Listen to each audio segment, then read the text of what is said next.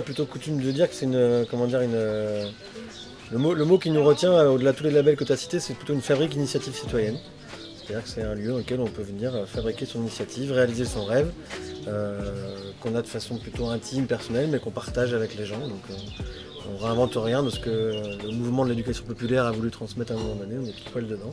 On se retrouve maintenant, au bout de quelques années, justement ce que disait Lolita, une miellerie, une savonnerie, c'était des envies des gens, un bar associatif, une cuisine pédagogique, des caravanes d'animation itinérantes, des espaces de chantier, un atelier, un hébergement en construction, enfin bref, on essaie de réaliser ce que notre collectif nous s'autorise à rêver et s'autorise à faire. Du coup, je m'occupe de la maison des biodiversités à la Colporteuse, donc il y a plusieurs maisons, donc ça va du champ à l'assiette, puis la savonnerie qui est liée à la miellerie, voilà, un rucher école.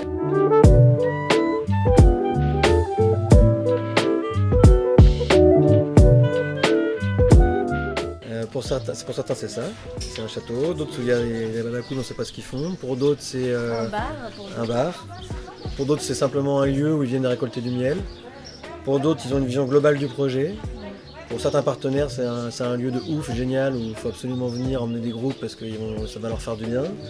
Il y a vraiment tous les avis sur le projet parce que c'est un projet qui ne fait pas de consensus en fait, il est tellement varié, tellement polyvalent que chacun peut venir piocher ce qu'il veut ou donner ce qu'il veut.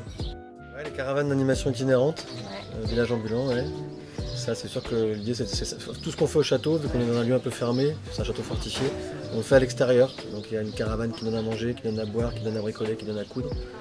Et puis moi je vois quand même, ce que je suis le plus content, c'est que ce qu'on pensait être, comment dire, un peu borderline il y a quelques années, tout ce qui était les idées de la transition écologique, c'est en train de porter ses fruits et nous on est déjà enclenché depuis longtemps. Et ce que expliquait Lolita, biodiversité, miellerie, savonnerie, c'est pour nous des projets de demain, quoi. Il y a un site internet qui peut donner la base des événements, de ce qui se passe, des actualités. Il y a une page Facebook qui est alimentée. Une newsletter. Une newsletter, voilà, qui est envoyée aux adhérents tous les 15 jours.